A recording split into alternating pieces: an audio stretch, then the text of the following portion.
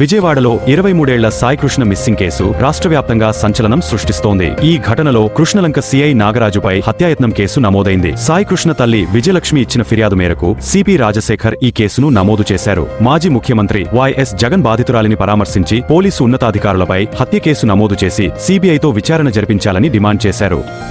అనకాపల్లి జిల్లా యలమంచిలి మండలం రేగుపాలెం జంక్షన్ సమీపంలోని జాతీయ రహదారిపై గురువారం రాత్రి ఒక ప్రైవేట్ ట్రావెల్స్ బస్సులో అకస్మాత్తుగా మంటలు చెలరేగి పూర్తిగా దగ్ధమైంది. భువనేశ్వర్ నుండి చెన్నై వెళ్తున్న ఈ బస్సులో మంటలు రావడం గమనించిన డ్రైవర్ వెంటనే స్పందించి బస్సును నిలిపివేశారు. బస్సులో ఉన్న 45 మంది ప్రయాణికులను సురక్షితంగా కిందకు దించడంతో పెను ప్రమాదం తప్పింది.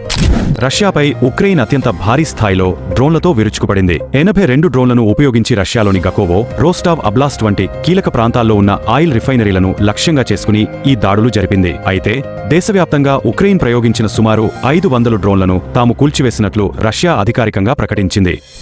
ఫోన్ పే తన వాలెట్ వినియోగదారులకు తాజాగా పంపిన మెసేజ్లు తీవ్ర అసంతృప్తిని కలిగిస్తున్నాయి.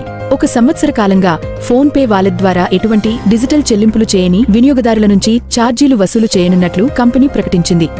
రిషబ్ శెట్టి ప్రధాన పాత్రలో the pride of Bharat Chhatrapati Shivaji Maharaj అనే ప్రతిష్టాత్మక చారిత్రాత్మక చిత్రం తెరకెక్కబోతోంది. ఛత్రపతి శివాజీ మహారాజ్ జీవితగాథ ఆధారంగా దర్శకుడు సందీప్ సింగ్ ఈ చిత్రాన్ని అత్యంత భారీ స్థాయిలో రూపొందించనున్నారు.